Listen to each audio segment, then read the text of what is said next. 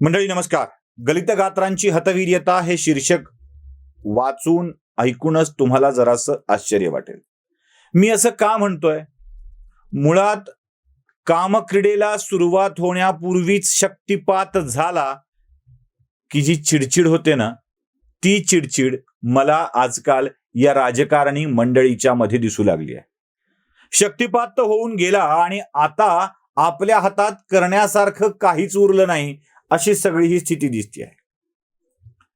मुळात वाद कोणत्या विषयावर घालावा यालाही काही आता धरबंद उरलेला नाही. बघा, मी तुम्हाला अगदी सोपं सांगतो. मुळात ज्या प्रकल्पामध्ये भ्रष्टाचार होईल आणि त्याचा आरोप करता येईल असं वाटलं होतं, त्या सेंट्रल विस्टा प्रकरणामधला 1 रुपयाचा भ्रष्टाचार बाहेर काढता आला नाही, घडलाही नाही. याला कायदेशीर कचाट्यात पकडून थांबवू असं वाटलं होतं, तेही करता आलं नाही. वारंवार न्यायालयानं या प्रकल्पाला क्लीन चिट देत काम सुरू ठेवण्यासंबंधी सांगितलं. आता भारताचं बोधचिन्ह राजमुद्रा आपण त्याला म्हणूया, ती राजमुद्रा उभी झाली आणि त्यावरून वाद माजला. मला खात्री आहे 2-4 दिवसाच्या वर या वादाचं फारसं आयुष्यमान असणार नाहीये. मुळात भांडण काढायला एखादा मुद्दा लागतो आणि त्या मुद्द्यावर आपण भांडण करत राहतो, अशी सगळी ही स्थिती आहे. म्हणजे एखाद्याचं नाव सुशीलच का बरं आहे, तुम्हाला सुशीलच का म्हणायचं नाही, आमचा विरोध आहे, आमचा वाद आहे, आणि मग त्या मुद्द्यावर भांडण काढत राहायचं. नाव बदलून पाहिलं, नाही नाही आमचा वाद आहे, बस आमचं भांडण आहे, असं म्हणत राहायचं. या सगळ्या स्वरूपाचे भांडणं चालू आहेत. मुळात बोधचिन्हावरच्या सिंहाच्या चेहऱ्यावरचे भाव तपासणारी मंडळी, तो भाव क्रूर दिसतोय, हिंस्त्र दिसतोय. अरे सिंहाच्या चेहऱ्यावरचा भाव आहे तो का तुम्हाला गोगलगाईसारखा दिसणार आहे की गाईसारखा दिसणार आहे? सिंहाच्या चेहऱ्यावरचा भाव सिंहाच्या चेहऱ्यासारखाच असेल आणि तोच दिसतो. मुळात या सगळ्या प्रकारामध्ये अँगल बदलून जो घोळ चाललाय ना, तो खरा घोळ आहे. म्हणजे फोटो खालून काढला की वेगळं दिसतं, वरून काढला की वेगळं दिसतं, समोरून काढला की वेगळं दिसतं. अशा स्वरूपाचे हे सगळे कामं चाललेले आहेत. त्याची उंची एवढी की त्या उंचीवर तुम्हाला खालूनच फोटो काढावा लागतो आणि तो खालून काढलेला फोटोच सिंह उग्र आहे वगैरे वगैरे अशा स्वरूपामध्ये मांडलं जातं. ते जाऊ दे, जे असेल ते असेल. माझं म्हणणं एक आहे की अरे बाबानो, सिंहाच्या चेहऱ्यावरचे भाव तपासत बसण्यापेक्षा तुमचा बाजारातला भाव काय म्हणतोय ते जरा बघा. मुळात तुमचे भाव इतके पडलेत की आता कवडी मोलानी सुद्धा भारतातील जनता तुम्हाला विचारायला तयार नाही आहे. त्यामुळं आपला भाव काय चालू आहे त्याचा जरा नीट अभ्यास करण्याची गरज आहे.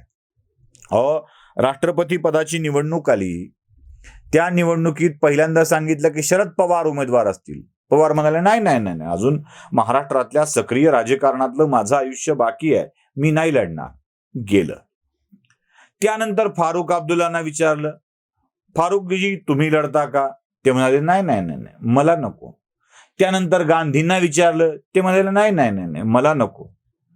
सगळ्यांना मिळून राष्ट्रपती पदाचा एक उमेदवार ठरवता येत नाहीये आणि जो ठरवला तो सुद्धा भाजपतला रिजेक्टेड माल.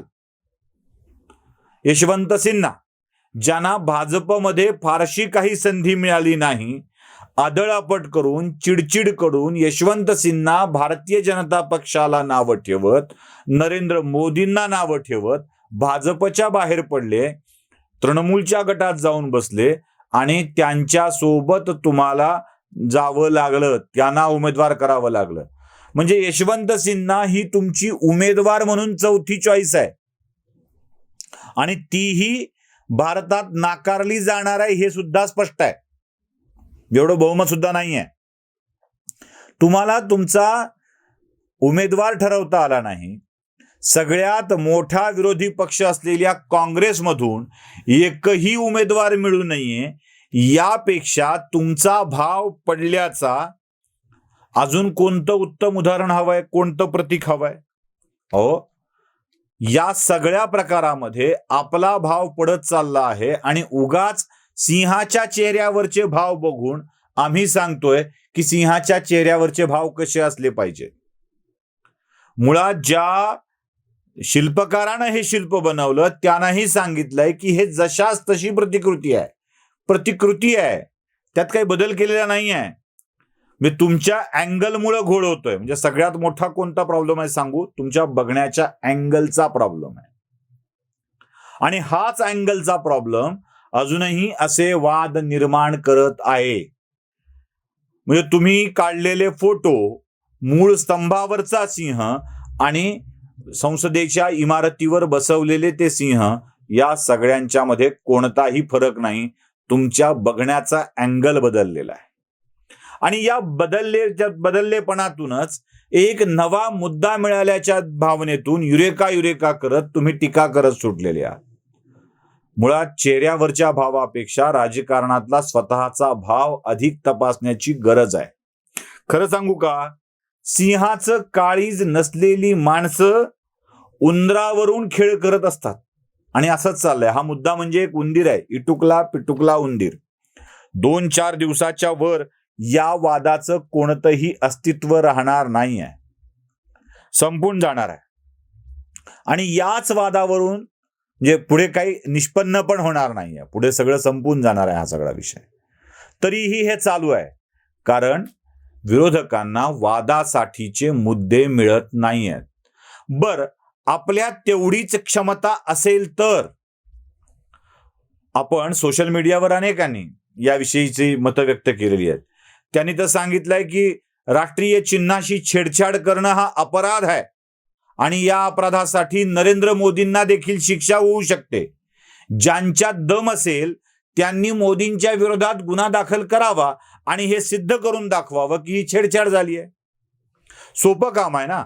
फेसबुकवर, ट्विटरवर, युट्यूबवर, पेपरमधून असे गोंधळ घालण्यापेक्षा ज्यांना वाटतंय, आणि या सगळं वाटणारे बंगाली आहेत, डावे आहेत, वामपंथी आहेत, वामपंथीयांना कधीच मूळ मुद्दा सापडत नाही, कधीच मूळ विषय सापडत नाही. ते असं भरकटवत ठेवत असतात, काहीतरी शंका निर्माण करण्याचा प्रयत्न करत असतात आणि त्यांची हीच खोड जुनी आहे. त्यामुळे त्यांना कधी मूळ विषयापर्यंत पोहोचताच आलेलं नाहीये. मूळ विषयावर त्यांना उपचारच करता आलेले नाहीत. मी तुम्हाला जाता जाता एक छोटीशी सत्य घटना सांगतो. औरंगाबाद शहरामध्ये एक दैनिक पूर्वी चालत होतं. दैनिक मराठवाड्यातलं नव्हतं, बाहेरचं आलेलं होतं. आणि त्या दैनिकाची आर्थिक स्थिती यथातथाच होती, अशी तशीच असायची. त्या दैनिकाच्या मालकाला कधी कर्मचाऱ्यांना सुखी करावं वाटलंच नाही. आयुष्यभर कर्मचाऱ्यांना छोट्या छोट्या पैशातून काम करून घेतलं आणि परिणाम व्हायचा तो झाला. म्हणजे पहिल्या एक नावानं वेगळं सुरू केलं, दुसरं पुन्हा सुरू केलं, दोन्हीच्या दोन्ही बंद पडले, मालकावर मरणाचं कर्ज झालं, ह्या भाग सोडून द्या. पण त्या दैनिकामध्ये एक शिपाई काम करत होता आणि त्या शिपायाला पोटदुखीचा त्रास सुरू झाला. पोटदुखीचा त्रास झाल्यावर कार्यालयाच्या समोरच असलेल्या एका डॉक्टरकडे तो दाखवायला गेला. डॉक्टरने त्याला 2 गोळ्या दिल्या.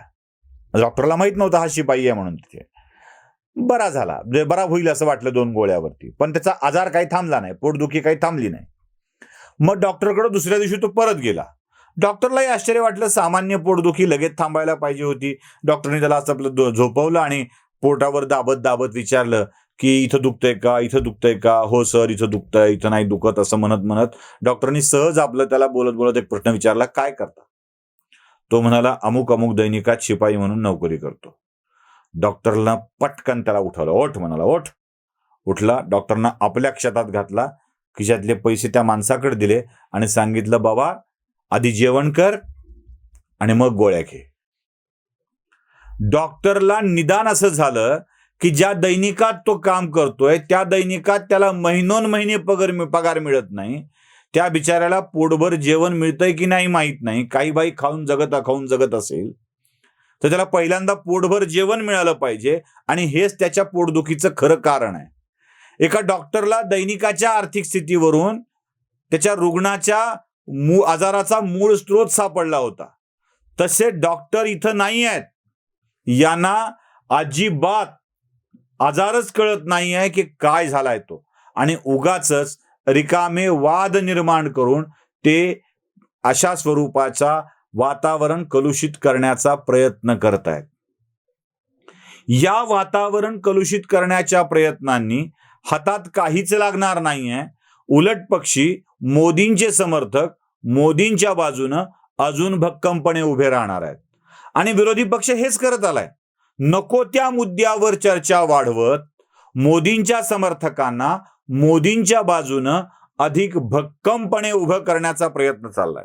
यातलं अजून एक सत्य नाकारून चालणार नाही आणि ते सत्य म्हणजे असं आहे की MGM म्हणजे महात्मा गांधी मिशन या औरंगाबाद मधल्या संस्थेत काम करणाऱ्या शिल्पीला हे काम दिलेलं आहे. MGM ही संस्था अंकुशराव कदम आणि नांदेडचे कमल किशोर कदम यांची आहे. ते राष्ट्रवादी काँग्रेसचे निश्चिम चाहते आहेत. त्यांनाच शरद पवारांचं बळ आहे. म्हणजे शरद पवारांच्या संस्थेत काम करणाऱ्या व्यक्तीला शिल्प उभं करण्याचं काम मोदींनी देऊन मोठं मन दाखवलं आहे. पण याच शिल्पातल्या चुका काढून, नसलेल्या चुका काढून त्याच्याविषयी संभ्रम निर्माण करण्याचं काम हीच सगळी मंडळी करतायत आणि यांना यात यश मिळणार नाही हे सूर्यप्रकाशा इतकं स्पष्ट आहे. वाघाशी उगाच खेळ करू नका, त्यानं पंजा मारला. सिंहाशीही खेळ करू नका. उंदरांचे खेळ करून सिंह शांत होत नसतो. उंदराचे खेळ करायचे नसतात. ज्याचं सिंहाचं काळीज आहे त्यांनी सिंहांसारखंच लढायचं असतं. असे चाळे करायचे नसतात. एवढंच या निमित्ताने मला सांगायचं आहे.